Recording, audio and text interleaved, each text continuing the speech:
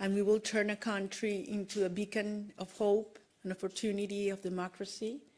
And well, we will welcome not only the Venezuelans that have been forced to flee, but citizens from all over the world that will find a refuge, as Venezuela used to be decades ago. And as I mentioned, well, and Corina read yesterday, I believe that our experience in Venezuela conveys to the world a testimony that certainly in order to have peace, you require democracy. Democracy is the system that enables peace in a society. But you cannot have democracy without freedom. Believe that and freedom is an individual decision, a rational decision. And it's the sum of these individual conscious decisions that bring that collective ethos that peace in a society creates the force, the strength, and the courage without freedom to fight for freedom and to defend when you got it. And that courage comes from the things that truly matter in your life, the things that you love. And when you feel that those things are most in danger, then the courage increases. That's why I am convinced that peace ultimately is an act of love. And that's what brought me here. The love of millions of Venezuelans. And when you feel that those things are most in danger, and for children. And I believe there's no other generation in the history of Venezuela that loves more freedom, our family, and our soul, our territory, the possibility of actually being in your homeland, in moving freely in your homeland, because we have lost it. And as I mentioned to you, the force that brought this country, our nation together, was this longing that we want our children back home. And we will not stop until they do that. And we give them a country in which they can live with dignity, with justice, and the responsibility that comes with freedom. So we have great admiration for Norway's institutions and democracy. We shared give them a country benefits that they can live with nature has given us, and we admire the way this society has used them on behalf of your people. We have great admiration quite the country of what has happened in Venezuela. So we have to learn, and we have used Norway as an example several times during these decades. And believe me, we will turn Venezuela into that energy, technological, and democracy hub of the Americas. And we count on you. And I, long for that day, and we will host all of you in a bright, democratic, and free country. And it's going to be soon. And believe me, we very much, and very honored and grateful to the Nobel Committee for this recognition to the Venezuelan people, to a great movement. I'm just one of that millions of people that form it. And I do believe it is a recognition to democracy as well. So thank you very much. Thank you. So then we open up for questions. And the first question comes from the Norwegian broadcaster TV2. I'm just one. From TV2 Norway. I have a question for you, Maria, Corina, Machado. You arrived just a few hours ago and you got to reunite with your family in a very long time. How was that first meeting, and how has your first hours in Oslo? I couldn't sleep last night, going over and over again that first instant when I saw my children. And for many weeks, I had been thinking of that possibility, and which one of them I would hug first.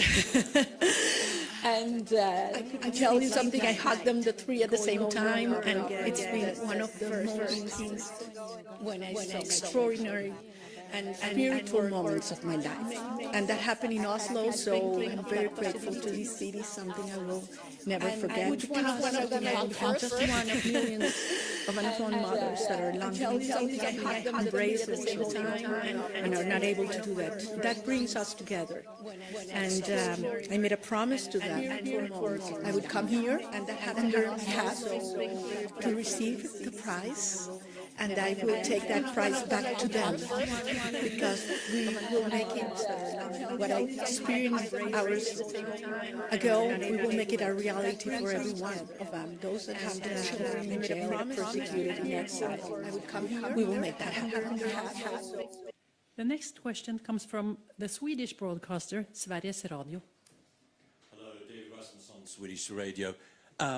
Yesterday, the US seized a ship outside the coast of Venezuela.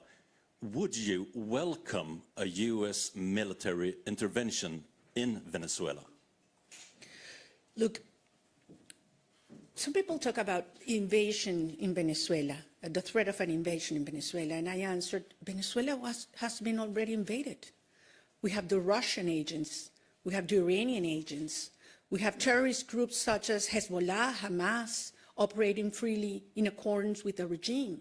We have the Colombian guerrilla, the drug cartels that have taken over 60% of our populations, and not only involving drug trafficking, but in human trafficking, in networks of prostitution. So this has turned Venezuela into the criminal hub of the Americas. And what sustained the regime is a very powerful and funded, strongly funded repression system.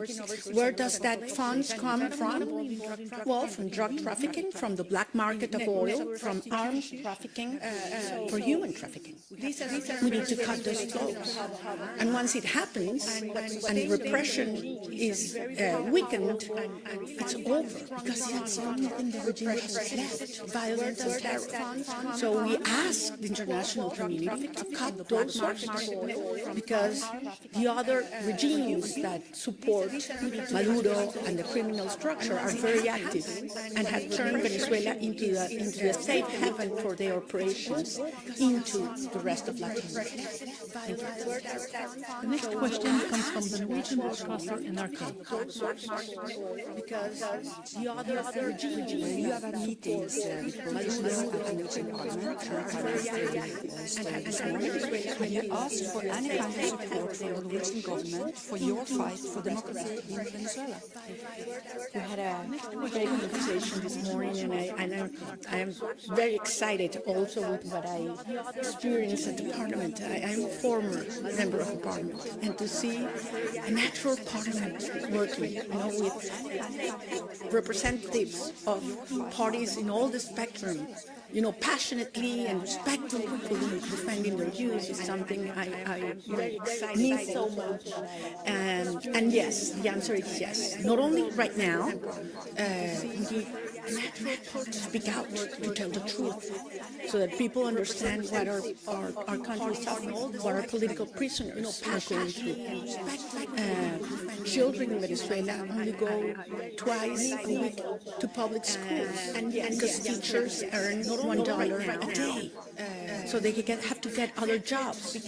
So we have our children in the streets, and you know what it means in terms of the future, the risks they run. So yes, we need to speak out.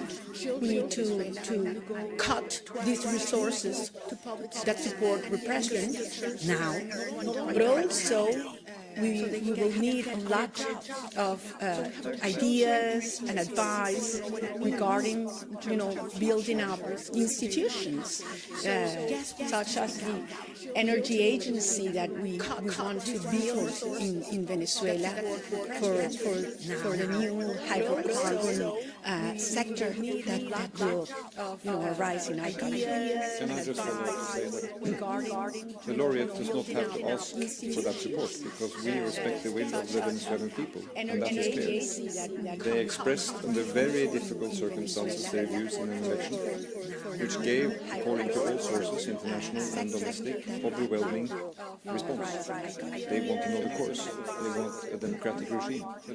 And for Norway, respecting the rule of law and the main principles of the UN Charter is key. So we want to see that change happen. I think what we learned from these days, talking to not only the Venezuelan guests, but also representatives of Latin America, is that you need a combination of what comes from inside and what comes from outside.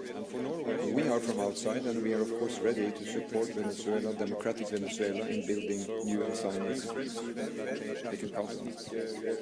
And the last question today comes from CNN. Hi, Corina. I'm Pau Mosquera with CNN. So now you've been in hiding for many, many months. Do you think that the government may have known where were you during this time? I don't think they have known where I have been, and certainly they would have done everything to stop me from coming here. And actually, I want to take advantage of your question to thank all those men and women that risked their life so that I could be here today. And one day I will be able to tell you, certainly I don't want to put them in risk right now.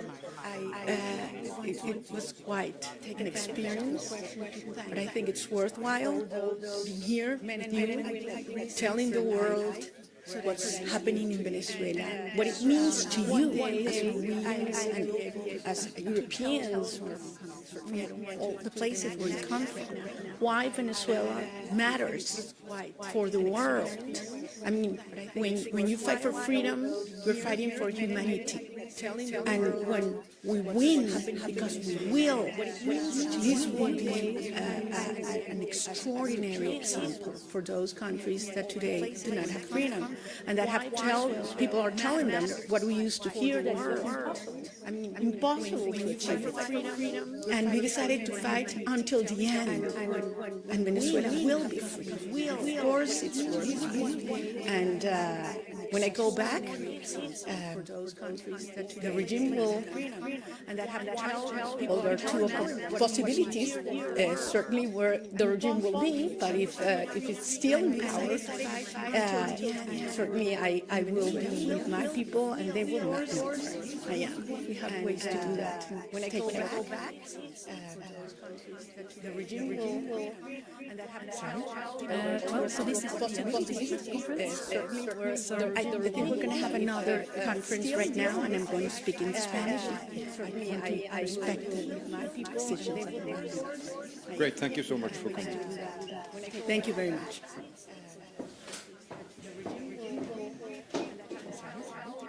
I think we're going to have another conference right now, and I'm going to speak in Spanish. I respect my people's decision. Great, thank you so much for coming. Thank you very much.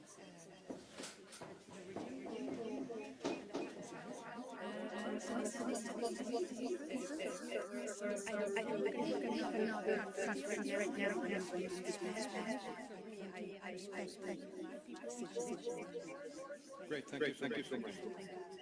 Thank you very much.